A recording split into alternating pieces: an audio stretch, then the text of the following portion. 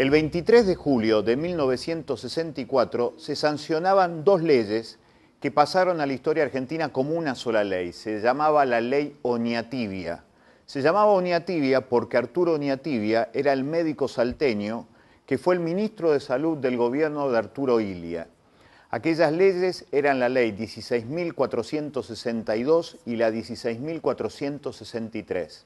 Un 23 de julio de 1964 se sancionaban.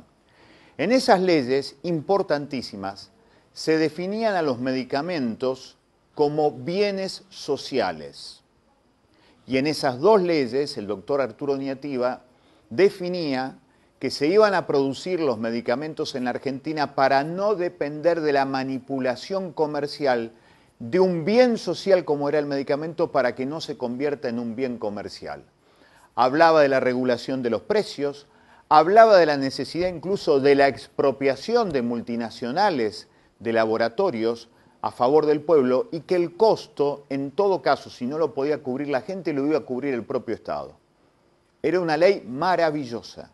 Se regulaba también la importación, porque Oñatievia había pensado que hay muchos medicamentos que no se iban a poder producir en el país y que eran necesarios importar, y hasta tanto no se produjeran aquí en el país, era fundamental tener la cantidad de medicamentos importados que necesitaba la gente enferma para tratar de vivir de la mejor forma posible. 23 de julio de 1964.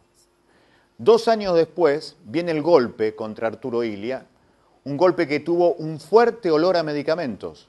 Fueron las multinacionales de los medicamentos quienes, detrás de este signo que usted a veces ve aparecer en los diarios, que es el Club de París, impulsó el golpe de Juan Carlos Onganía, que pomposamente se autotituló la Revolución Argentina, que estaba bancado ideológicamente por uno de los primeros arzobispos de la ciudad de Rosario, luego cardenal de la Argentina, Monseñor Cayano, que trajo al Opus Dei a la Argentina, nada menos.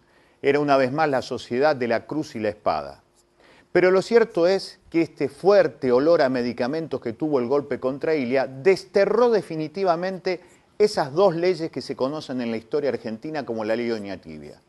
A partir de ese momento, el último avance que hubo sobre la cuestión de los medicamentos con las leyes fue tratar de hacer que de las 20.000 firmas comerciales que tienen las cajitas de los medicamentos, se resumiera a 300 o 400 monodrogas, los famosos medicamentos genéricos, que se impulsó durante la primera administración de Néstor Kirchner. Ese fue el único avance.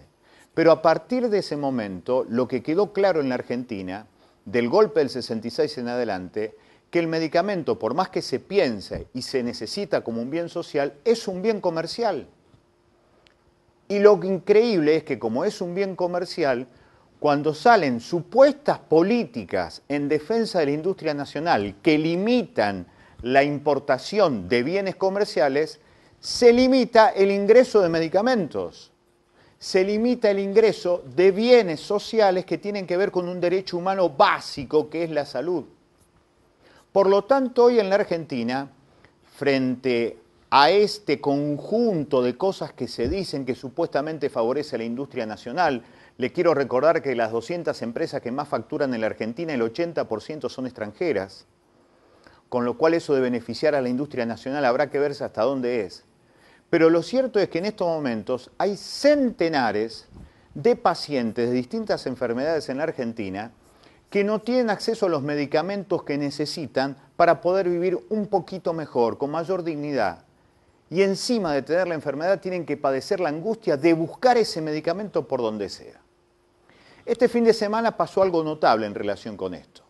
Hay una enfermedad muy particular que se llama fibrosis quística, que generó también el reclamo de muchos familiares el domingo en una nota que hace Florencia O'Keeffe, que es la encargada del suplemento Salud del diario La Capital, y sale una excelente nota con la crónica de muchísimos familiares que padecen esta enfermedad y que buscaban desesperadamente un medicamento para afrontar lo que necesitaban.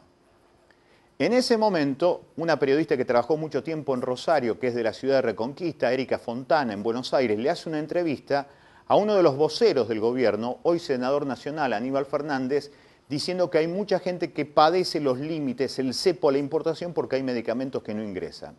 Aníbal Fernández lo primero que dice es: no leí la nota, pero desde ya le digo que es una absoluta mentira. Lo cual generó un rechazo virulento de parte de los familiares, de los pacientes, de los enfermos, y lo cierto es que Aníbal Fernández se tuvo que retractar, y hoy el ministro de Salud de la provincia de Santa Fe, el doctor Capielo, se reunió con el ministro de Salud de la Nación, Mansur, y dijeron que se iba a liberar la importación de los medicamentos que necesitan los enfermos de fibrosis quística.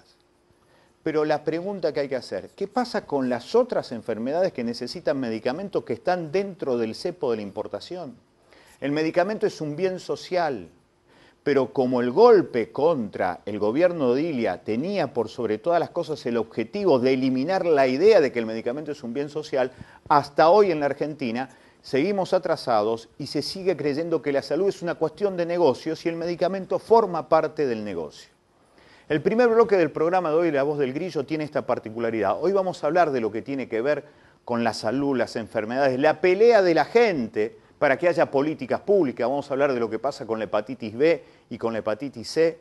Pero el final del programa les va a mostrar a ustedes como una multinacional inglesa que está en Rosario, en Buenos Aires, en Córdoba, en Santiago del Estero y Mendoza, no en Malvinas, una multinacional inglesa que es GlaxoSmithKline, que llega a facturar 1.851 pesos por minuto, mató a 18 chiquitos santiagueños porque los utilizó como cobayos, como ratas de laboratorios para, en ellos, probar una vacuna. Eso va a ser el tercer bloque, para que usted tenga idea de lo que estamos hablando cuando encaramos el tema de los medicamentos. Pero abrimos el programa con el testimonio de dos chicas muy jóvenes que vienen peleando por intentar acceder a este bien social para defender el derecho humano básico de la salud. Por un lado, Georgina Trocero, que tenemos el gustazo de recibir, y Andrea Bugnoni, que también muchísimas gracias por venir. Muy buenas noches, gracias por estar. No, por favor, gracias Carlos, a vos ante todo por recibirnos. A mí, por lo menos personalmente, desde el primer momento que empecé a renegar con este tema, fuiste vos la primera persona que me respondiste y la verdad que desde mayo que te escribí hasta ahora, todo lo que logré, lo poquito que logré, lo creo que gracias a tu difusión. Georgina, contale a la gente cuál es el caso que te tiene realmente angustiada. Bueno, sí, yo voy a hablar en nombre de mi hermana, que es Lucrecia, que tiene 23 años. Lucrecia padece, o sea, tiene capacidades diferentes, no me gusta hablar del término discapacidad. Ella, a su vez, tiene epilepsia desde sus primeros 7 meses de vida. Y bueno, entre su combo de medicamentos que ella consume, la droga base se podría decir porque es la que lo consume desde los 7 meses, se llama Misoline, Primidona es la droga, es una monodroga que es inglesa, no tenemos genérico en nuestro país y bueno, ella lo consume desde los 7 meses de vida. Ella al ser discapacitada tiene por ley nacional IAPOS le provee el 100% de los medicamentos, o sea siempre, y bueno, a partir del fin del año pasado empezamos a tener este problema de no conseguir el medicamento. Primeramente IAPOS nos informa, nos dice que bueno, que va a haber un faltante de medicamentos porque ellos no les estaba ingresando. Entonces ahí fue cuando nos sorprendió porque nunca en tantos años nos había pasado esto. Esto fue en noviembre, diciembre del año pasado. Bueno, IAPOS lo que hace es, o sea, le provee acá en Rosario la droguería 20 de junio. Entonces la droguería le informa que no hay medicamentos, no había, diciembre, enero, bueno. Lucrecia vive en mi pueblo, que es Godeke, en un pueblito muy chiquito de 1.800 habitantes, y bueno, persona que iba a cualquier país de acá limítrofe, le pedíamos que por favor nos pregunte qué estaba pasando, si en otros países estaba pasando lo mismo. Preguntaron en Bolivia, esta droga no llega, por ejemplo, a Bolivia, en Chile tampoco llega, y bueno, tuvimos la suerte de que una paciente también como Lucrecia, que es de Godeke y también consume este medicamento, el marido iba a hacer la cosecha a Paysandú. Entonces se le ocurrió preguntar en Montevideo y ahí logramos que las farmacias de Montevideo enseguida nos respondieron muy bien y tan amables, se comprometieron tanto con nuestra problemática que la verdad que ya quedó un trato con nosotros que están peleándola igual, de codo a codo igual que nosotros. Y bueno, y así empezamos, o sea, ellos nos llevaban la droga hasta Paysandú, los medicamentos, que las cajitas eran eran inglesas, que son violetas y blancas. Pero bueno, todo el mes en el verano.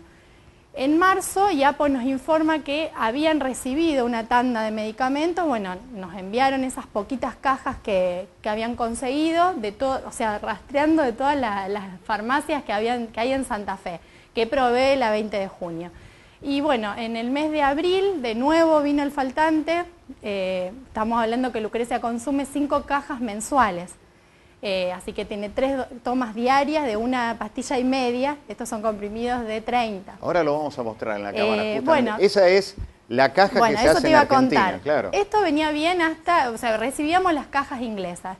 El tema fue en el mes de mayo, que cuando yo abro el paquete, que estoy en mi pueblo, en Godeken, y con mi mamá decimos, ¿cómo vinieron celestes y blancas las cajitas? Como nuestra bandera, ¿no es cierto?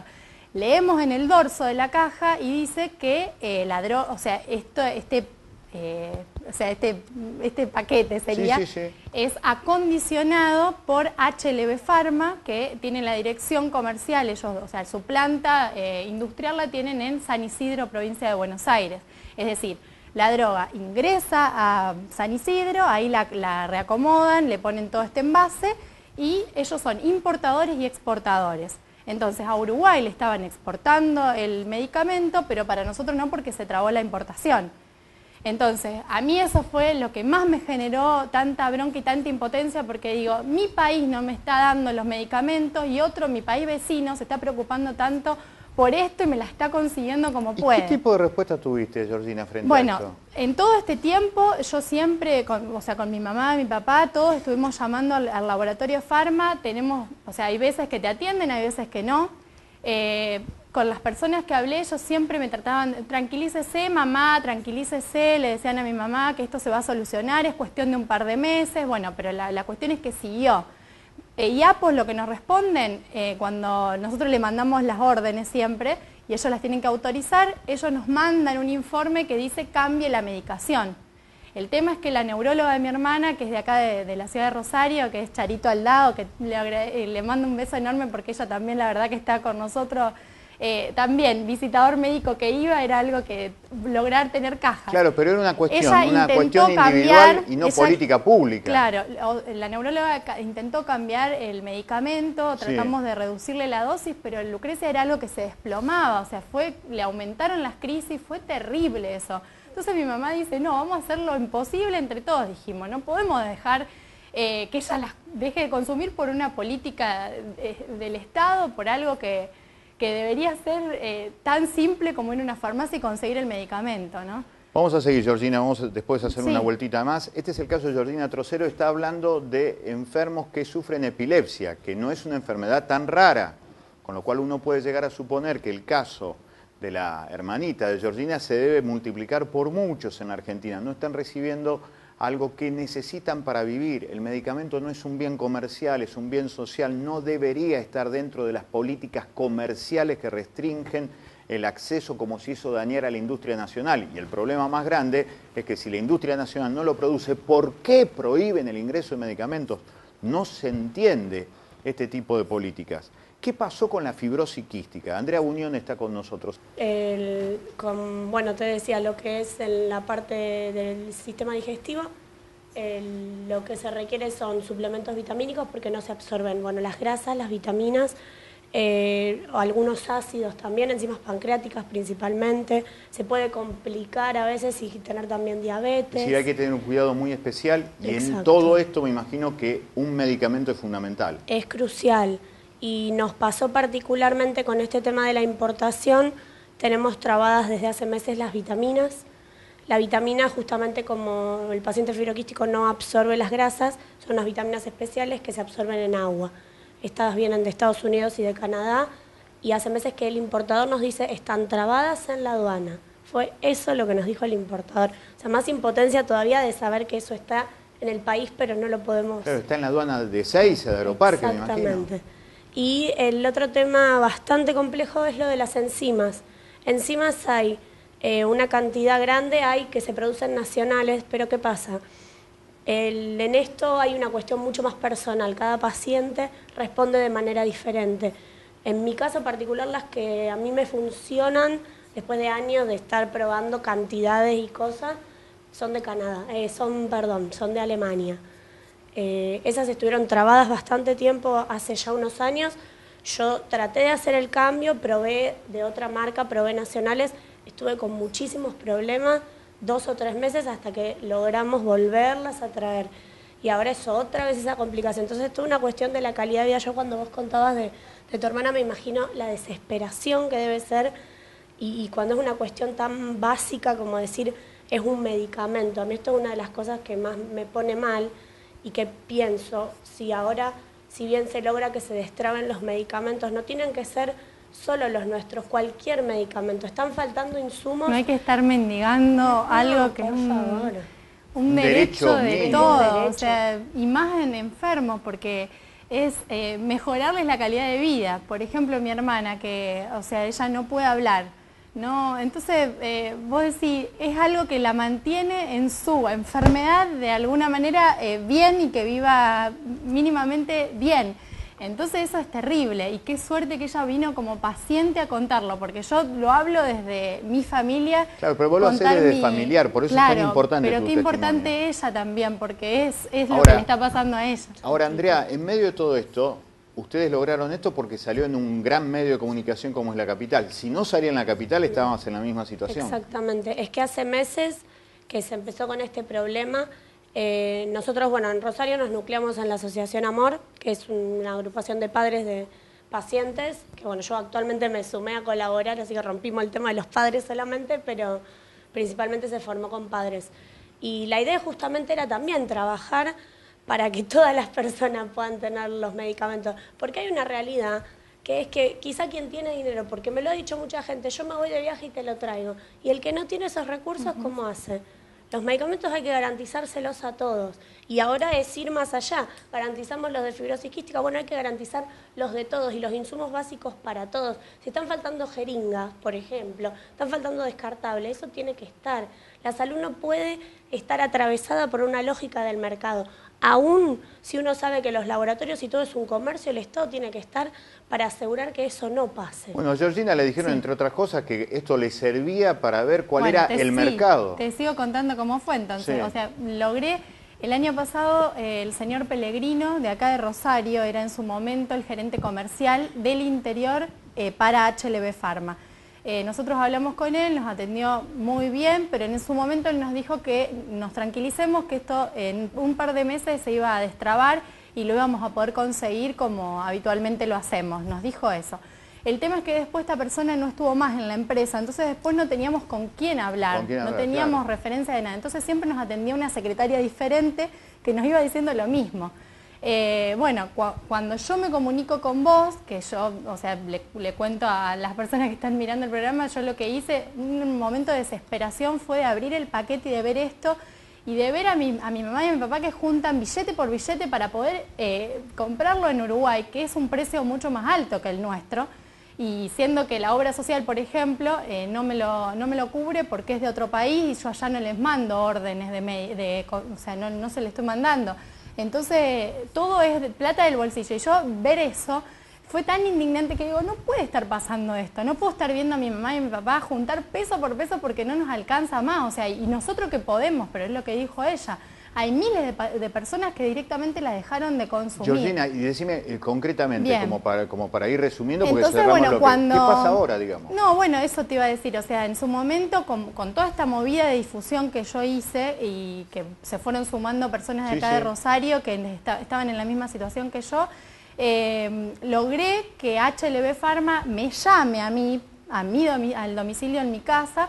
Ellos estaban desesperados porque esa movida que yo hice, estaban un tanto enojados por lo que yo el problema no era la falta de medicamentos, sino la difusión pública. Estaban muy enojados porque no me había contactado con este gerente del interior que era nuevo.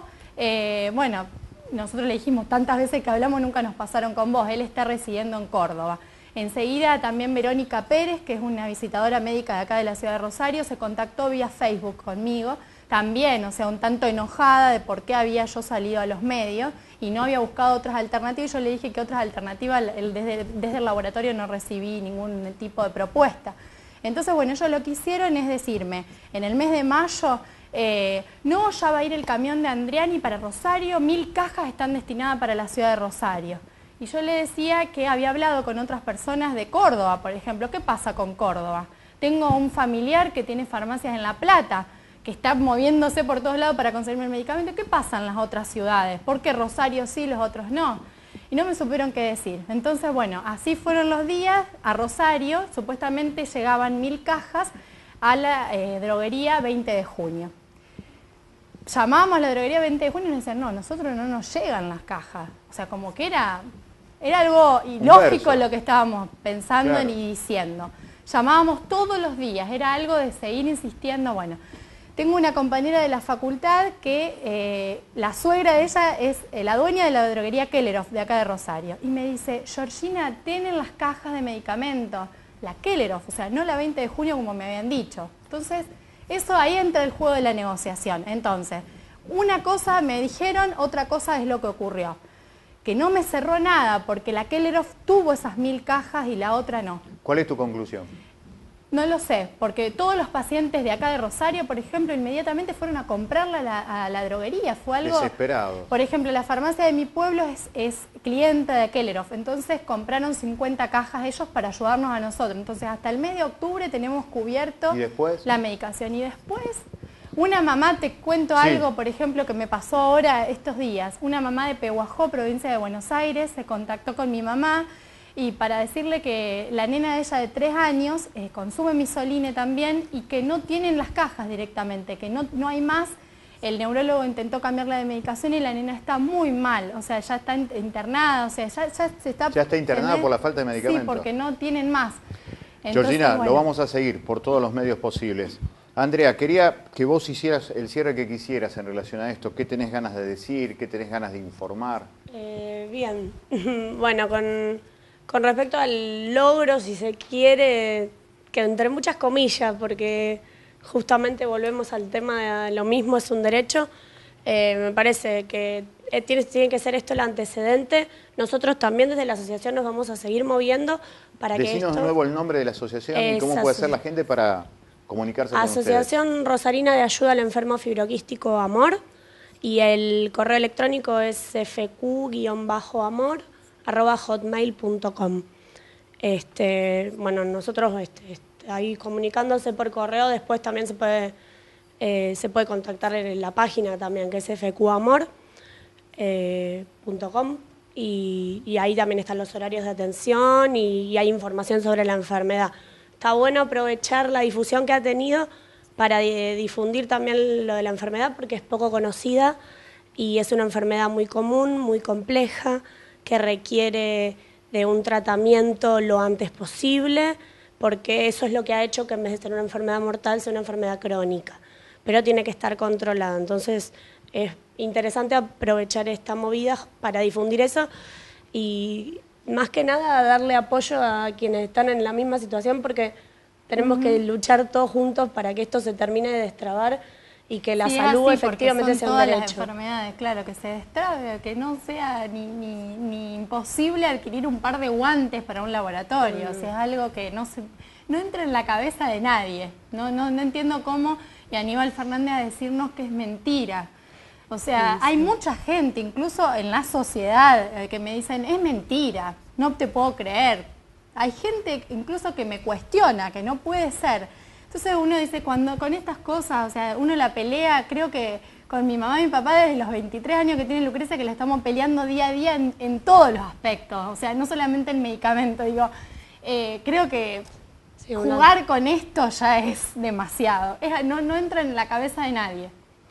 Muchísimas gracias por haber venido. No, por favor. Muchas gracias por la valentía, por la invitación. pelea, gracias a los familiares que se han acercado hasta acá, sé que pelean mucho, muchísimo, y sé que eso tiene un costo existencial muy grande. Si eso se le suma a ese costo existencial, esta cosa tremenda de que alguien no haya pensado que limitar el ingreso de medicamentos le puede limitar la vida a quien consume esos medicamentos, verdaderamente, como dice Georgina, estamos ante un hecho gravísimo. Tiene que haber políticas públicas. Le traje a colación la ley Oñativia porque desde el 64 en adelante no se pensó nunca más en el medicamento como un bien social.